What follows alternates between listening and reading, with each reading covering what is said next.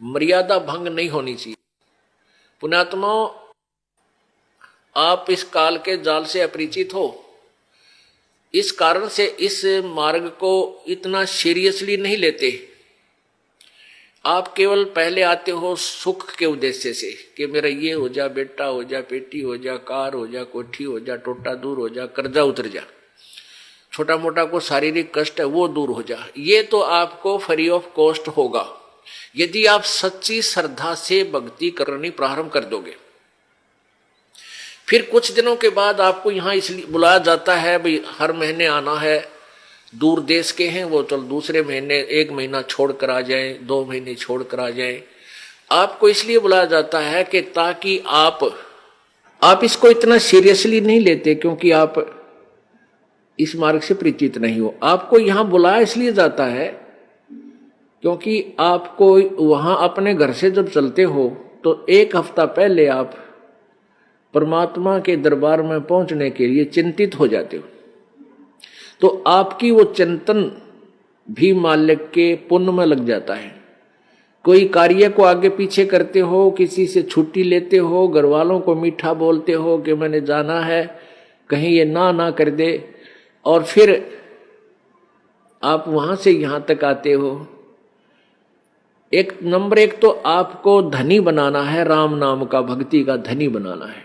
परमात्मा का विधान है, संत मिलन को चालिए तज माया अभिमाने, जो जो कदम आगे रखे ओहे यज्ञ समाने। क्या बताते हैं परमात्मा? अपना विधान आप ही बता रहे हैं कबीर जी कि संत मिलन को चालिए। जब सतगुरु के दर्शनार्थ आप चलते हो,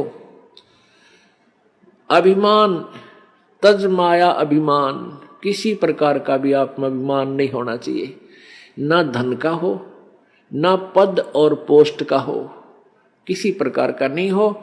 जैसे एक रोगी व्यक्ति जिसको पता लग गया कि तेरी जान जाने वाली है और वो डॉक्टर के पास जाता है, चाहे वो कितना बड़ा अधिकारी है और कितना पैसे वाला है, वहां वो अपनी उस पोस्ट और पैसे को नहीं आगे रखता, उसका दिखावा नहीं करता, अपनी जान बचाना चाहता है। डॉक्टर जहां कहता वहीं लेट जाता है, कपड़े उतारने को कहता तुरंत उतार देता है, कोई रिपोर्ट करवाने के लिए संकेत करता लिख कर देता, तुरंत उठकर चला जाता है।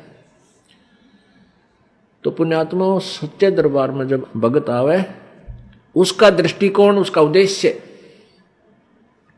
उसका भाव ऐसा होना चाहिए जैसे सीरियस रोगी, सीरियस पेशेंट और हॉस्पिटल में जाता है, उसमें कोई नखरा नहीं होता। ऐसे जब आप सच्चे दरबार में आओगे,